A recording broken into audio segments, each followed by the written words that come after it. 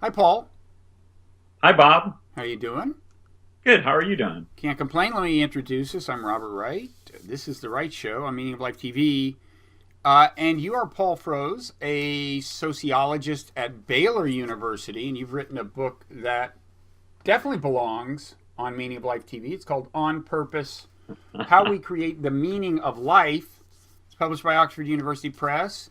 It's not a coincidence that it's the same color as the wall behind you. Is that correct? That's true. That's true. It's all a big plan, a master plan. There's a larger plan that your life is part of, which we'll discuss the idea that there is a Okay. larger plan that imparts purpose. But first, why don't we elaborate? I mean, you asked them to use the color of your wall on the book jacket. Is that right? I did, and they did it, And they which is did it. surprising. That is shocking. I think I want to be published by Oxford from now on if they'll do things like that for you. It's a nice color. Well, the color to me, I wanted to kind of exude a kind of a calm sense, Yeah. and I also tried to do that in the writing. Yeah, no. So you calm down a little when you look at the jacket because of the color. Then Yeah, you start reading it, and it's just out and out sedation. supposed to relax, so it's a good book to read before bed. Well, we don't want it to be too good to read, but it's actually very lively. The writing is actually very, very lively and kind of staccato. It's Well, good. that's that makes me feel so good because you're such a good writer. In fact, I was going to ask you about your writing. I think maybe because of your training as a journalist, it seems like you have such a good grasp of audience in your writing voice. It's really wonderful. But enough about me. I do think it is arguably good for one's writing not to be trained as an academic, but I don't mean that True. in an That's very, offensive way. But academics, well, experts of all kinds who are used to communicating with an expert audience have trouble remembering what they can't assume on the part of a larger audience. What assumptions the larger audience doesn't bring to the conversation. and we're desperately fearful of being called out on little things. Right, that too. Yeah. So we over explain and And we overqualify. we overqualify things. That's true. Right. But you don't in this. I mean, for better or worse, maybe it'll hurt your academic reception, but it's a very lively read. And you were commendably restrained in footnote type elaboration. Actually, there's a lot of elaborate footnotes at the end. Maybe that's the key, is that you consigned a lot of your elaboration to the end notes. That really is the key because in writing it was maybe 4 times as long as what you have, and I just crunched it and then dropped a lot of things into footnotes. Yeah. Well, it works well. Good. Thank you. So, how we create the meaning of life. That's what the book is about. You've done a lot of research on this, about how people think about meaning in their lives and the connection between meaning and the notion of purpose. And you've looked at a lot of literature on the connection between meaning and a sense of meaning and happiness and all these other sociological variables. And you've distilled it into this, and that's what we're going to talk about. Now, for starters, do you more or less equate the idea of a meaningful life with the idea of a purposeful life? Or is it Yeah. more that people naturally do that? I mean, at one point you kind of define purpose as I think the meaning that people give to an experience. Yes, yes. And then my focus was kind of what the meaning of life is, the purpose of life. So you're right, I'm kind of using those interchangeably, which maybe is a mistake, but that's kind of the route I went. I think when I was beginning it, I was kind of interested in people's moral worldviews. And then in kind of looking at it more deeply, I thought, well, how do people popularly talk about that? And I kind of landed on the word purpose. And it shows up in a lot of kind of self-help literature. And the question, what is your purpose in life, is something that people, I think, is a common question. It might be difficult to answer, but it's a common question. And in asking people that question, I think what you're really getting at and what you're really revealing is their moral worldview. So and I mean, to some extent, their religious worldview, right? I mean, you definitely get into that, the connection between religious and one thing you say about, what is the term you use, moral egoism? Yes. That people are by nature moral egoists. Yes. And yes. and what do you mean by that? Well, I think sometimes there's a tension in kind of the micro foundations of sociology and economics, and that is, at root, are humans kind of rational egoists, instrumentally rational and working through the world, or are they these kind of moral believing animals or value rational creatures? And clearly we're both. And so I'm trying to combine these kind of two micro foundations into one and saying, well, we're moral egoists. And what that means is that we seek moral order out of self-interest.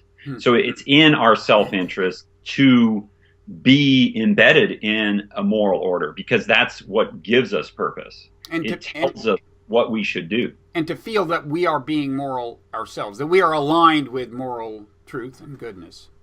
Yes, exactly. And so I really do agree with kind of Christian Smith's phrase that we're moral believing animals. You've written similar things. And that, to me, what that means is that we naturally just see the world, perceive the world in moral terms. And so because of that, one of the things that we want to feel good about ourselves. We want to feel good about ourselves in the world. And to me, that's the essence of moral egoism. So then, to live a meaningful life, is it your view, or maybe the view of people in general, that to live a meaningful life is to live a moral life? I mean, is that almost... Could you almost distinguish a meaningful life from a merely happy life or a merely pleasurable existence that way? Yeah, exactly. A meaningful life and a morally meaningful life, to me, are synonymous. I'm kind of treating that as the same thing. Now, are there happy people who would say they don't live meaningful lives, or is this kind of moral orientation so pervasive that you just almost never find somebody who says, "I'm happy"? I mean, there are psychopaths, of course, but they would not admit that they're not moral, so they don't count. I mean, I guess I'm asking, if there are people, or maybe are there happy nihilists? Are there happy people who think there's no such thing as moral truths? I think so. However, I mean, and this is maybe more philosophical, I would tend to argue, and it's a definitional thing, is that you might intellectually have a kind of a perspective that you're a nihilist or something, but probably if you're living a happy and satisfying life, you're probably embedded in a community that makes you feel good about yourself, that maybe even shares your sense of nihilism. Mm-hmm. And so I would describe that as a kind of a moral community, a moral universe in which what you're inhabiting, even though intellectually you're saying, well, I don't really believe in anything greater than myself or any kind of objective morality. And in fact, if you are devoted to spreading a nihilistic worldview with your fellow nihilists, then you have an explicit purpose. Exactly. And so, for instance, the college professor who is a nihilist or wants to kind of preach in his or her classroom about the meaninglessness of it all, I think if that person is happy and self-satisfied, they're probably gaining some sort of moral support from their department, from their academic peers. They're getting some sort of positive feedback from their students and what they're saying. And so there is a moral community there that's supporting them. Okay. Even if they want to deny that. Okay. So you mentioned there the idea of being kind of part of something bigger or something like that. And you quote in the book Martin Seligman, who's known for kind of starting the positive psychology movement, saying that belonging to and serving something that you believe is bigger than the self is an essential part of living a meaningful life, or maybe that's his very definition of it. But anyway, he kind of equates that with meaning, something bigger than the self.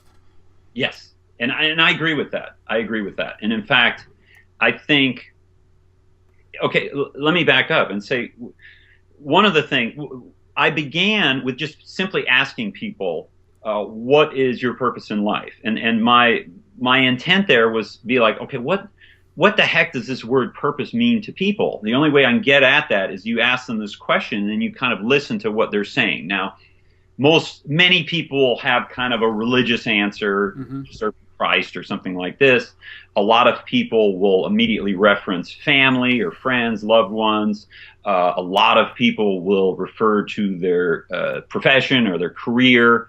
And I think if you look at these are various answers. There's diversity there, but I think what the commonality in all of these answers is it's placing yourself within some sort of moral structure. I matter in the world for these reasons. And then the answer kind of reveals what people think is morally important, what isn't. So this can be larger relationships. There are people who depend on me, whose lives I enrich. It can be a team of people devoted to a purpose. It can be a larger theological thing. There's God's plan that I'm part of, but it's larger. It would be hard to find people who have what you would call meaningful lives, or what they would call meaningful lives, probably, who don't have anything like that. Yes, and I think, to me, again, I'm a sociologist, so morality is always a collective project. Durkheim has a great line that says, well, the individual cannot create good and bad, sacred and profane. They're simply too little. You have to have something bigger than the self to start to understand these kinds of concepts of morality, good and evil, sacred, profane. Okay, so one thing you report is that people who believe their life has a purpose are happier, right? Yes. Yes, and that's a kind of a common finding in a lot of psychological research. And that's when the question is asked that way: does your life have purpose? Exactly. So then the question becomes, what does purpose mean? And it can mean a lot of different things. I mean, we've hinted at the possible breadth of it. Yes. But there's another finding in your book that makes a distinction between knowing your purpose and believing that your purpose is part of a larger plan. I mean, this is like a survey question. It's like these are two separate questions. Yes. You don't get the same. The answers don't necessarily coincide. No.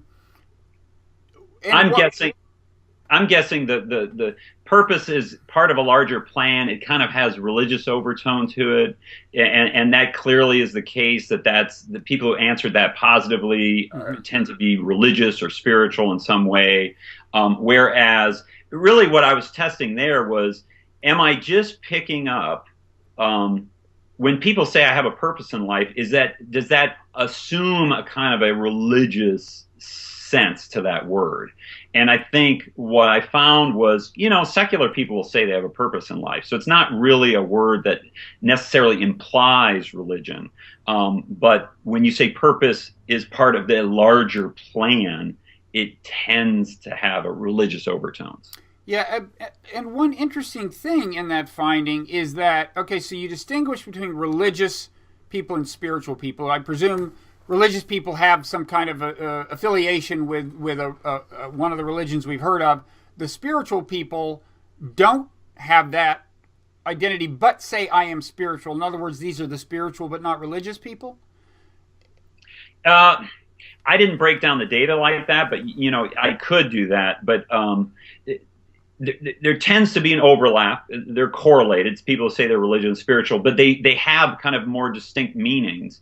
And in fact, people have looked at those kinds of survey questions over, let's say, the last 50 years and collecting survey questions on those things. What's really interesting is that 50 years ago, people weren't, at least Americans, weren't making a kind of distinction between the word religion and spiritual. Right. And now it's become this kind of a way of defining yourself as having some sort of, I guess, attachment to the supernatural, but not within an organized religion. And so they're becoming more and more distinct, but they're not wholly distinct. And I would say we don't know that everyone who calls himself spiritual is referring to the supernatural, right? I mean, in just casual conversation, I find that people mean quite a large people. I get the sense that a lot of people would like to be able to say they're spiritual, even if they have no religious belief, and even if they haven't thought much about what spiritual means. And maybe that's just because they kind of equate it with moral. I don't know, but yeah.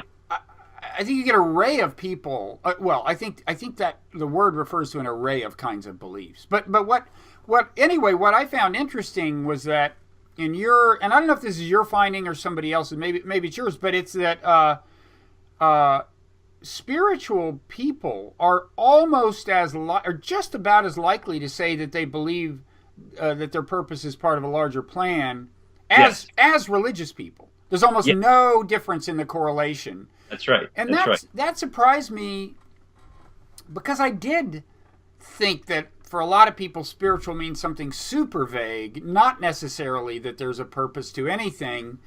But maybe I'm wrong, and maybe you're right that most people who use the term spiritual are talking about something very religious-like supernatural. I don't know. I mean, I think just in my own kind of research and my own just doing interviews and whatnot, spiritual to me often evoke, well, first of all, the person tends to want to communicate that they don't want to be grouped with some sort of organized religion or some sort of identity within a denomination or a tradition. But it also tends to mean that the person has had some kind of, I'm using the word religious, but religious experience or religious feeling. And what that to me means is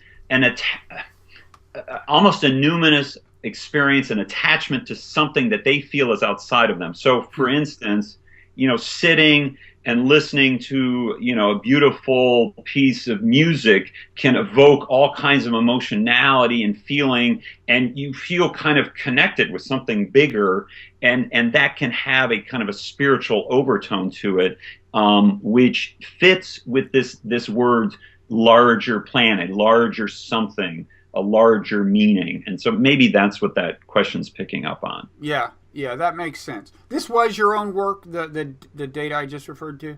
Yes. That's your stuff. Yes. Okay. Yes.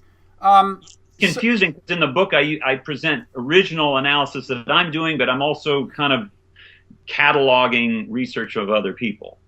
Yeah, well, that's what gives the book its breadth. You would want to do that. Yes. I applaud that.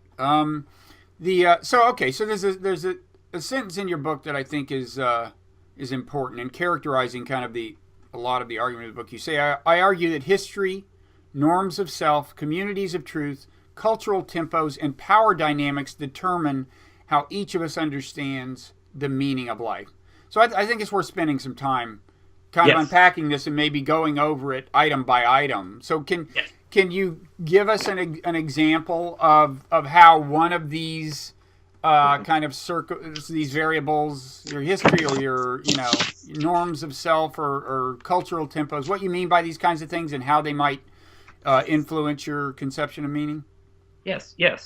Great question. So one of the things I wanted to do, or the theme throughout the book, is I'm trying to show how social context affects how we think of the meaning of life.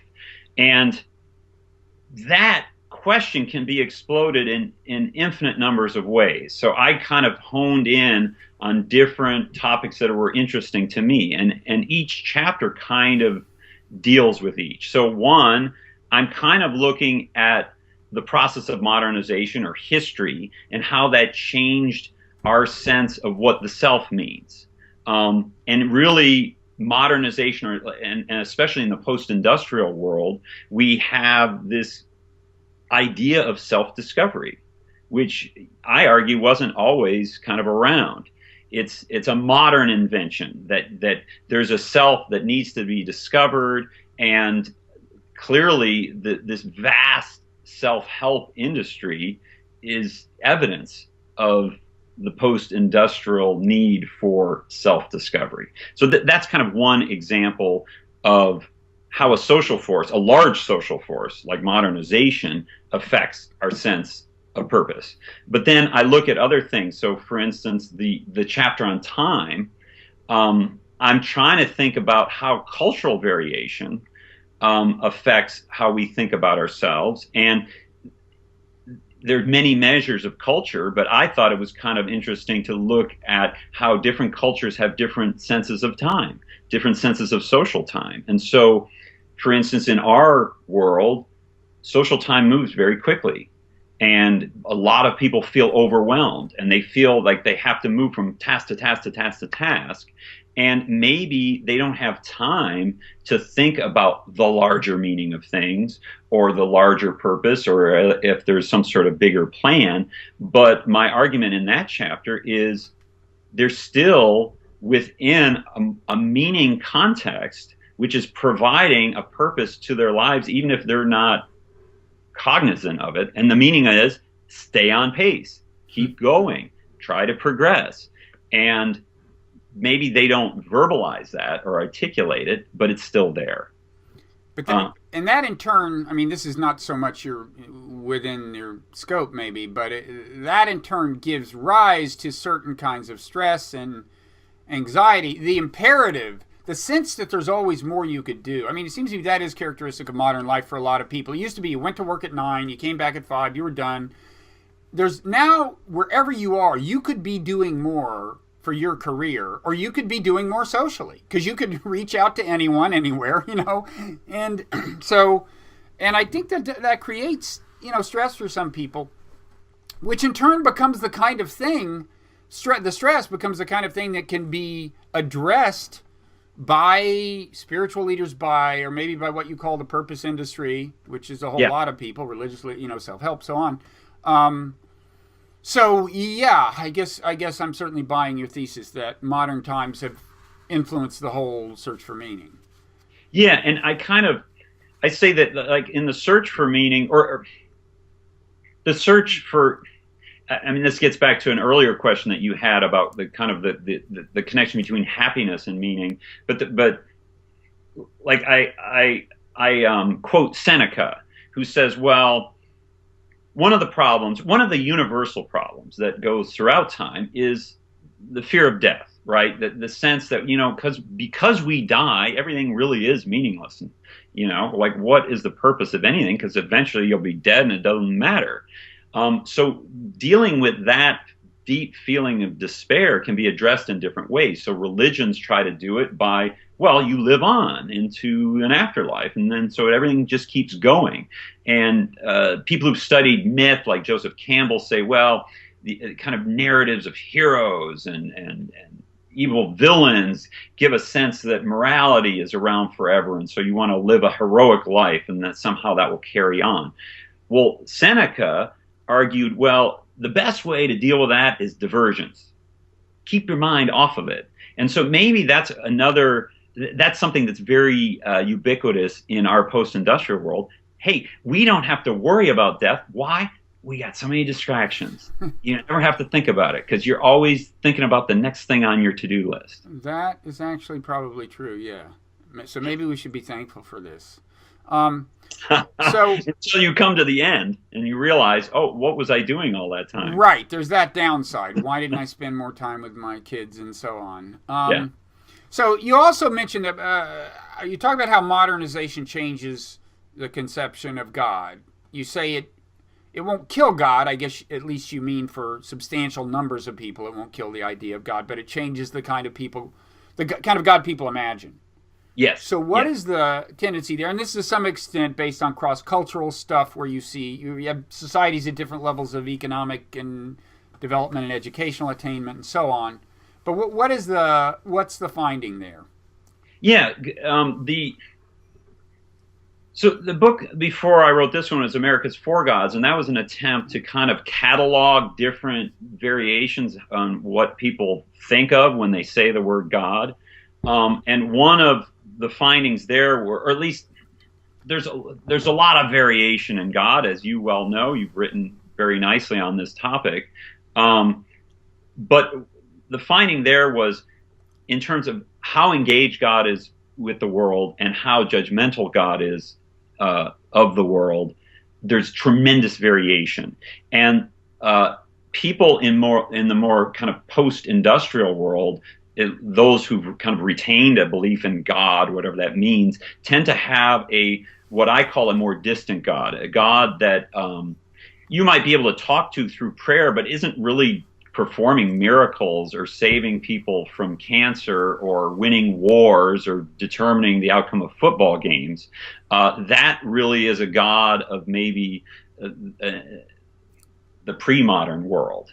So as the world modernized, what my argument is God becomes more distant in terms of acting in the world. We now rely more on science or psychology to answer those kinds of questions.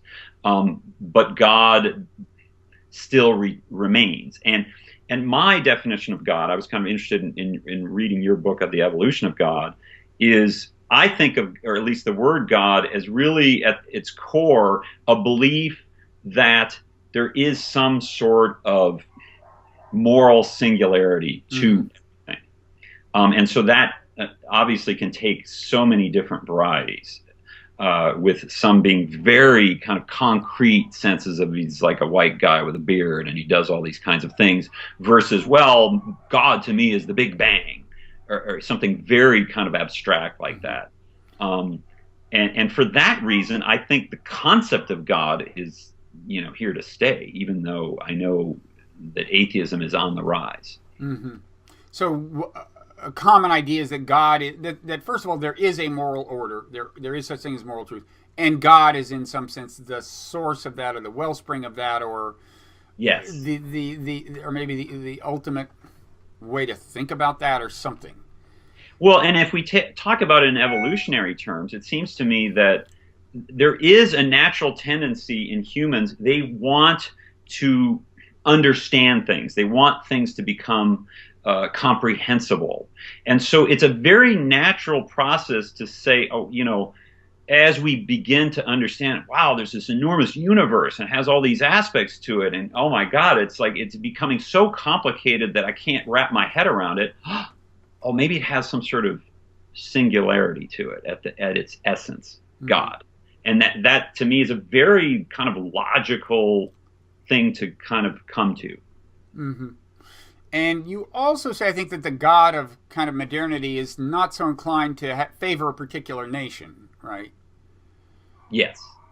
Although clearly in post-industrial societies, you have strong, fervent nationalism, which does tend to get connected to religion. So, there's a counter trend there, I think, that nationalists tend to not only think, well, my country, my nation has some sort of historic, greatness to it, but it's also connected, and its historic destiny is connected to something even bigger, and that tends to be God. Mm-hmm.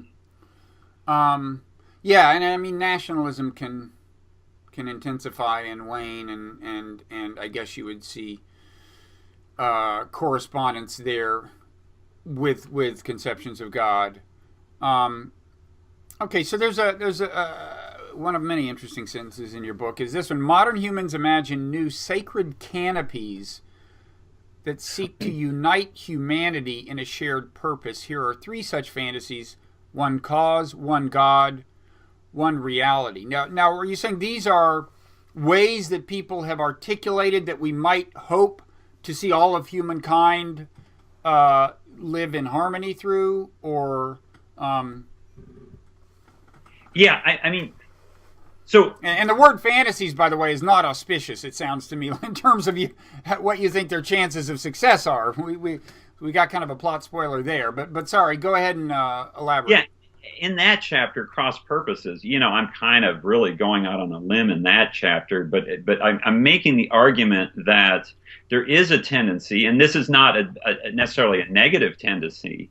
It might even be a very good tendency, that we want to unite people under kind of a shared sense of something. And so I picked that there's a tendency to want to unite people around a single political cause, right? Like, this is what the good society should be, and if we could all just get on board, we could make it happen.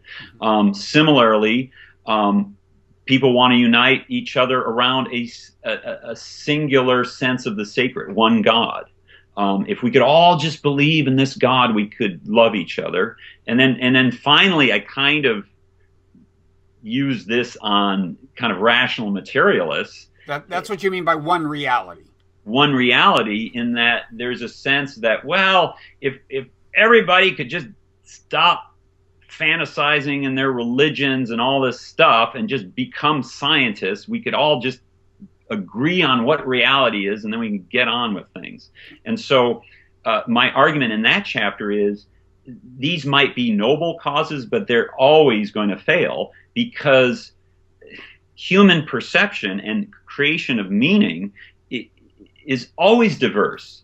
Mm-hmm. You're never going to get total worldwide consensus on the perceptions of what the good society is, what the supernatural reality of the world, or even what the material reality of the world is. Yeah, it's the third of those that in a way particularly interests me. I mean, I think there's, a fair amount of kind of evidence as you just look around casually, anecdotal evidence, that the first two categories are indeed problematic. I mean, as far as one cause, people clearly have very different ideas about how to structure society, policies that make sense, and so on. This isn't an especially good point in history to say that, hey, I think, everybody seems to believe they all worship the same God. No, they don't seem to believe that.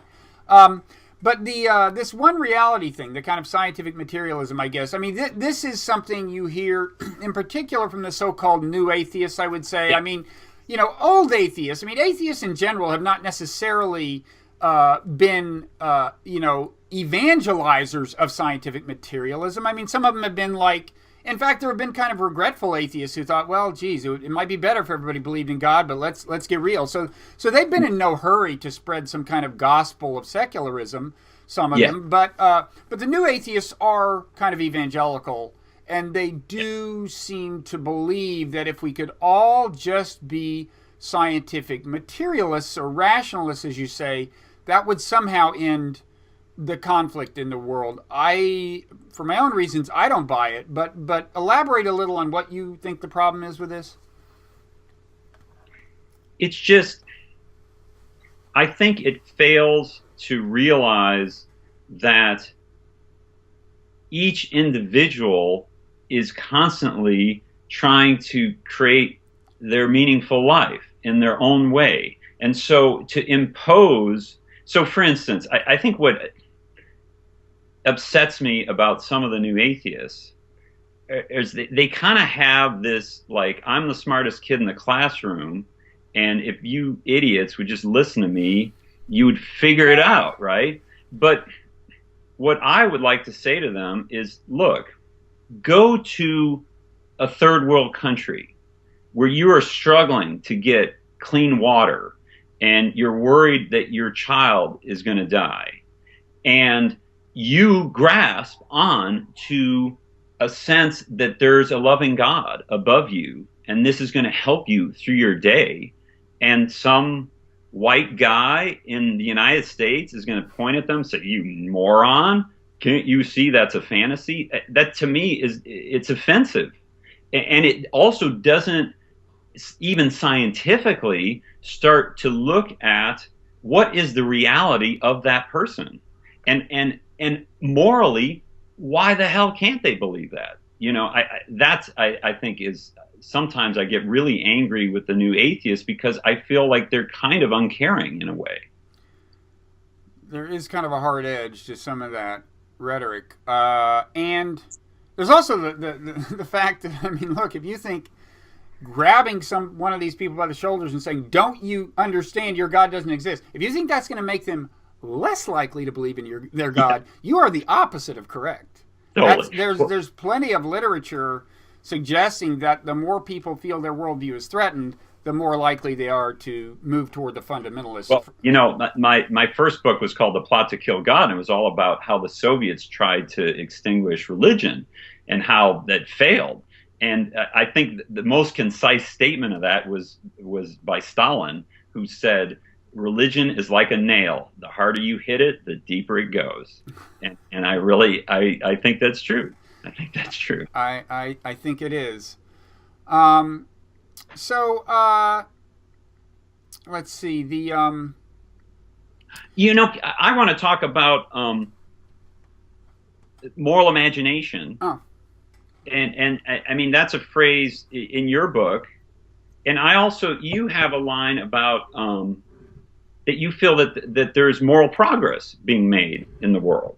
of a kind. Well, I think over the long sweep of history, there has been a certain kind of moral progress that it can wax and wane in the short term, and there can be backsliding. But the basic trend I'm talking about has been noted by others. I mean, Peter Singer wrote a book called The Expanding Circle about the fact that if you go back to 500 BCE, the members of one Greek city-state would say that members of another Greek city-state were subhuman, and then they decided no, all Greeks are people. It's just the Persians who are and so on. And so over time, there's been an erratic expansion of this kind of this circle of moral consideration. The number of people you consider human beings who deserve some minimum in the way of respect and rights, assuming that they don't do something egregious. And I had a particular kind of way of explaining that, and other people have had different ways. But the trend has been noted by many people that today, you and I and most of the people we know would say everyone of any race, creed, or color has basic rights, deserves basic respect, and so on. And we don't, in the modern world, we don't pause to realize that was once pretty much unheard of if you go back a few thousand years. And that if you go back 1,000 or even 500 years, it was much rarer than it is, at least in many societies today. What's interesting about that is that I think you're right, but then I also think there's the belief component, and then there's the action component, right? Is that let's say Americans overall, they say, every human has worth and everyone has human rights, and we have the UN Charter of Human Rights, but we'll still bomb people, we'll still bomb civilians. And so there's something about that rhetoric as being somehow more open-minded or more sympathetic to others and others' plights. But the reality of kind of geopolitical politics is we still have wars, and we still bomb people, we still kill people, we still exploit people, and maybe we don't feel personally responsible, but these larger systems aren't necessarily indications of moral progress. Right. I mean, I think there's some truth to that. Now, Steve Pinker, who wrote this book, The Better Angels of Our Nature, I don't know if you've looked at that, but he would argue, and he's, looked into the data, and he would contend that, granted kind of what you said, it is still the case that number of people who died violently as a percentage of the world's population has declined over time. And he goes through in basic human rights and so on, and argues that even there you can see progress. What I would say, just independent of that, is I would concede and emphasize the point that there's a distinction between honoring these values in principle and in statement, and actually honoring them, in your life, and one of the and in your policies, and in your country's policies. And one of the problems, I mean, is, I said, we now have this idea that everyone deserves basic human rights, assuming they don't do anything egregious. Well, one problem is we're the ones who define what's egregious, right? It's like, I mean, this is in a way a subset of a larger problem that it seems to be a human intuition built into us by natural selection that good deeds should be rewarded, bad deeds should be punished. And in principle, that could be on balance probably a healthy thing to live by. The problem is we're the ones who define what the good deeds are and the bad deeds are. And once we consider a group of people enemies, we think that the bad they've done outweighs the good, and there's a whole range of kind of cognitive biases we start using to evaluate them once we consider them enemies. So I want to, although I think Steve Pinker may be right that things, if you look at the data, are better than we think, I still want to emphasize the point you made that it's not enough to swear allegiance to these high-minded principles, that we all should be very vigilant and kind of skeptical of our own judgment in deciding how we implement the values.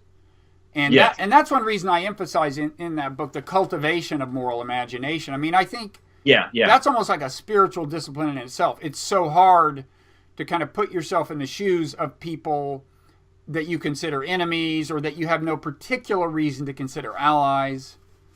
Well, and there's a kind of a paradox here, because you imagine in this kind of pre-modern setting, like I might have hatred for this other tribe, but I also have some sort of nearness to them, and so my hatred has a reality to it in that they might be coming at me and I'm going at them, whereas in our modern setting, I think we've exploded the problem that I think Niebuhr brings up in this Moral Man in Moral Society, is that we can live under this kind of delusion that we're more moral because within our neighborhoods, I'm a nice guy, and and people like me, and I say hello, and if somebody's car breaks down, I help them, and I'm a moral person.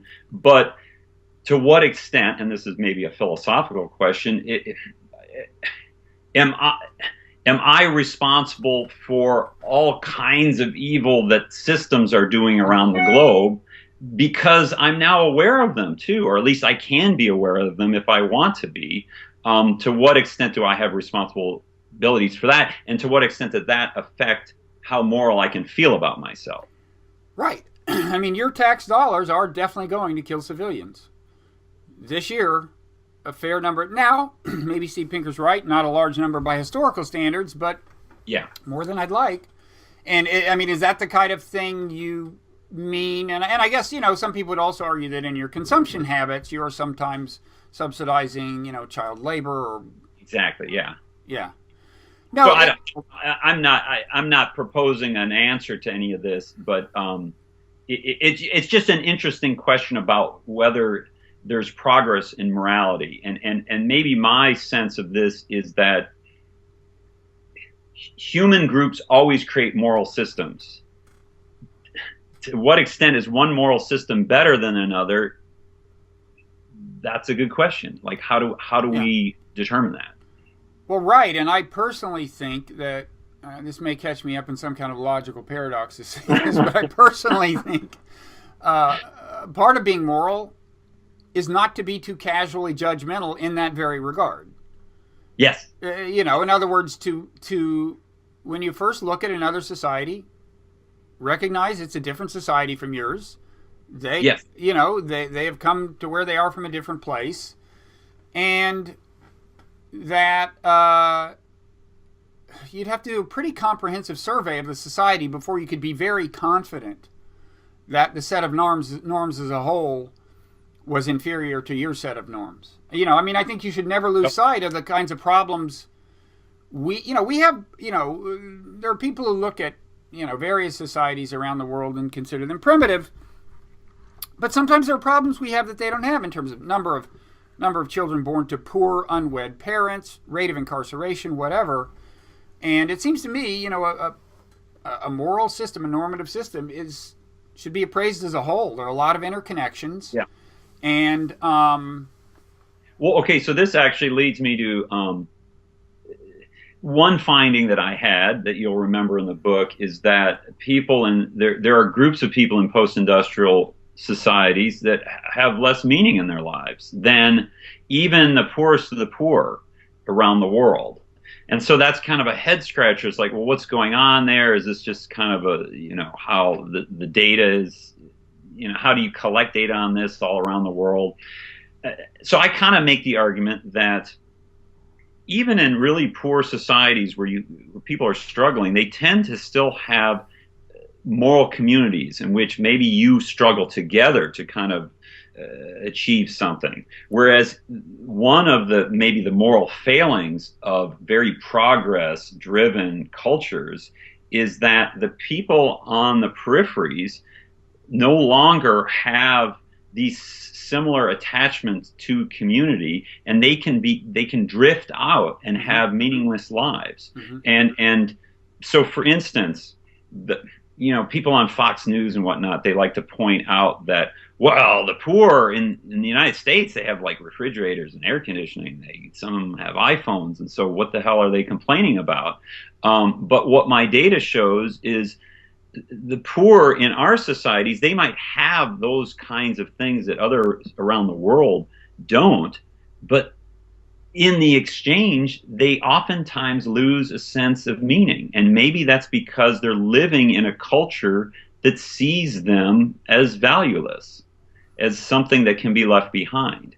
And all that Fox News does is perpetuate that idea when they make claims like that. Yeah, you mentioned a finding in your book that is it Liberia, where there were like 1,000 people surveyed and nobody suffered from a meaning shortage? I mean, huge poverty. Although I think it was a range of people who were surveyed. Probably it probably cut across Liberian society. But one problem nobody had was a lack of meaning. Yes. And so I kind of have two explanations for that. One, I think it is connected to this idea of a kind of a sacred canopy that does cover less modern countries. In other words, there tends to be religious systems of meaning that people just kind of accept out of hand, and that does imbue you, even if you're at the lowest rung of society, with some sense of meaning, like there's some sort of higher power at play here.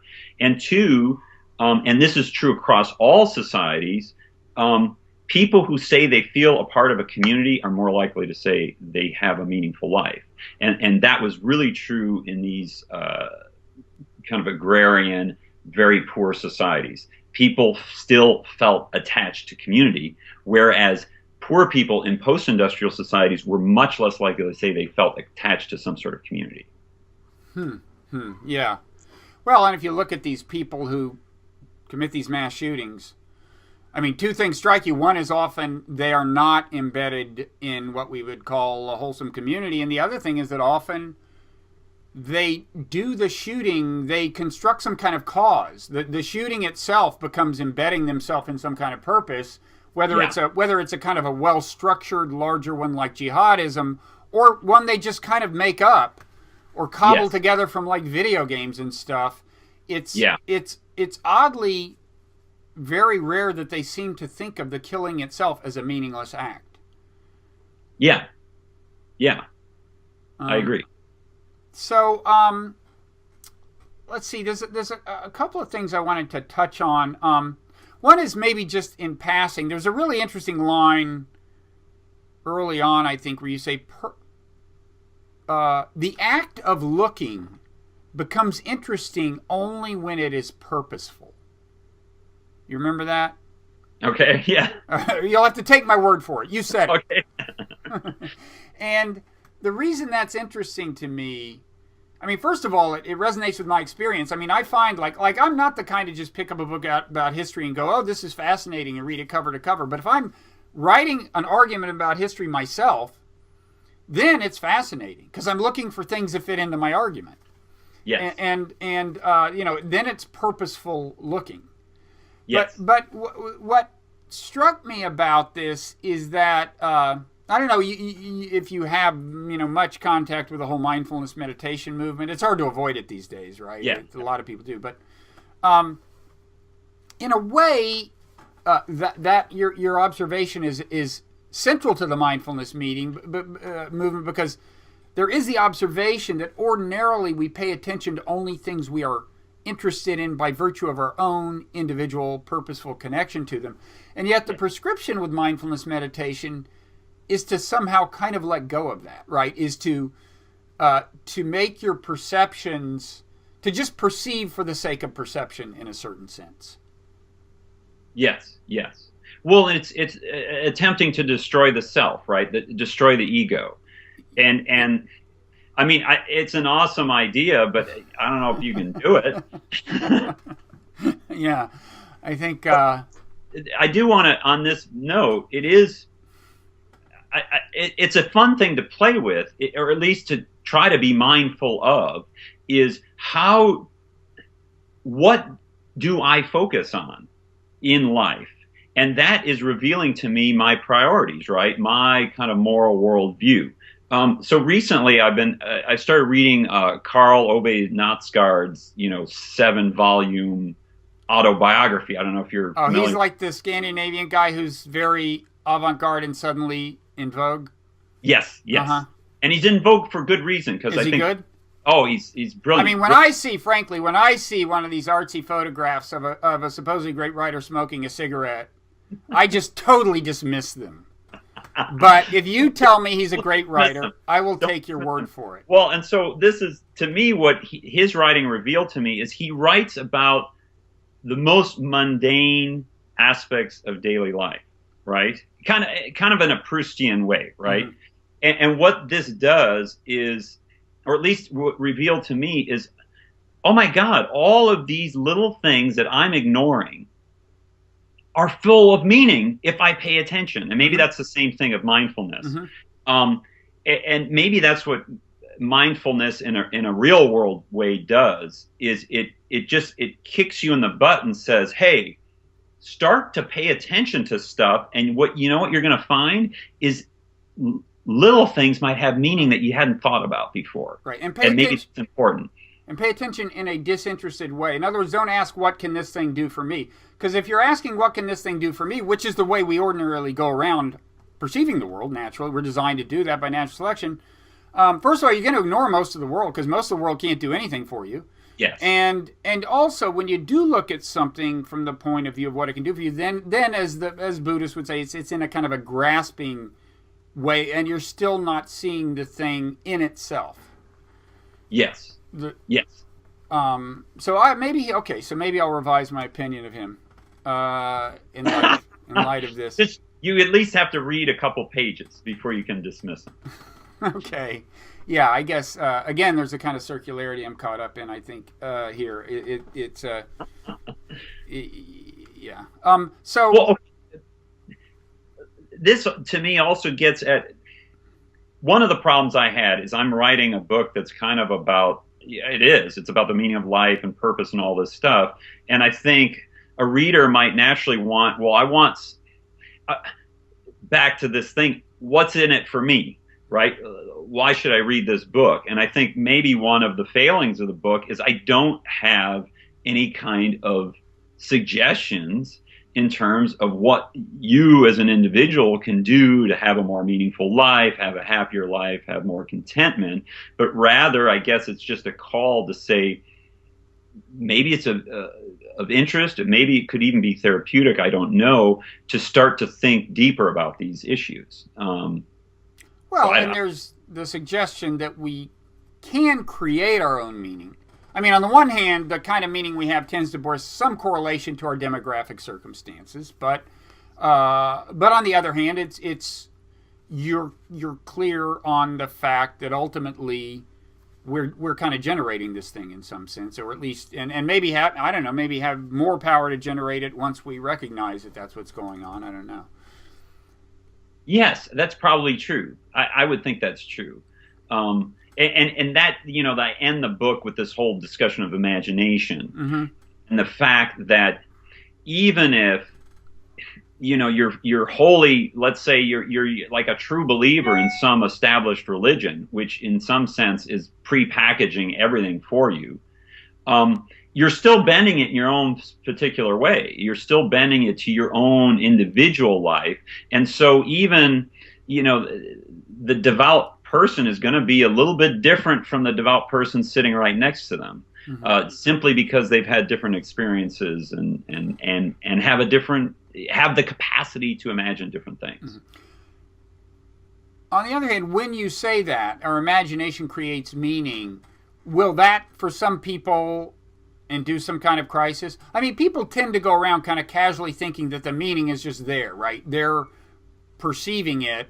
And it's funny, some people would find it empowering to think I create my own meaning. And in any event, that's been a response. I mean, I gather that that's kind of existentialist philosophy kind of goes there, although I'm not an expert on that. And so it's kind of, and some people find it empowering. some people might rather not think about it that way. I don't know. Well, I think one of the problems is I could see somebody reading my book and say, well, this guy, like he's a social constructionist, and what this means is that everything is fabricated, and so nothing is real, and really real. And what I don't know quite how to put this, but my thinking on the matter is that what you feel is real to you, and so that's your reality. And even if some neuroscientists can connect that to your brain structure, that doesn't remove the feeling and the meaning that things have to you. And so there is, if you feel something deep in your heart, that's what reality is. And I'm not questioning that. Mm-hmm. Okay. If that made any sense. But yeah, definitely. Maybe one more question before we go. You were at Baylor University, historically a Southern Baptist university. Now, I'm sure there's a diversity of students there these days, but I would think there's a non-trivial number of deeply religious evangelicals there even today. I'm just wondering if you've probably been teaching this kind of stuff there for years, including your research. I'm wondering if do you get feedback from these kinds of students, and is maybe feedback a more gentle word than is it more like blowback, or what's that been like? You know what? It's interesting. I've never really had much conflict. You would think I would, because to be honest, when I teach my undergraduate sociology religion class, if you look at it, you're like, well, this guy's teaching kind of a social construction of reality. Mm-hmm. So religion is a collective invention, essentially. But I also do that with a tremendous amount of respect for religion. So I try to combine the two, and I find that really devout believers tend not to have a big problem with that. Now, it also might be a sampling bias in that I'm getting sociology students, and they might look different from other, maybe a religion student on campus. But I really never run into a problem. But it goes back to respect, I think. So when I first started teaching sociology of religion, I was at the University of Washington, so it's a secular public university, and I kind of snidely said something about Jehovah's Witnesses in the class. And after the class, a woman came up to me and she said, "I'm a Jehovah's Witness, and I just want to talk to you about this." And that was a big game changer for me. I was like, I can't. Sociology is not about ridiculing people. It's about trying to understand people. And I think if you exude that, even if you're kind of promoting a kind of a very sociological approach to religion, people can accept that. Okay. Well, that's very interesting. So, again, the book is On Purpose, How We Create the Meaning of Life. Really, really good read, admirably short, brisk, but with a lot of fascinating data, and clearly a lot of your own life's work has gone into this, including the work of paring it down to this accessible form. Thank you, because it was really hard to make it short.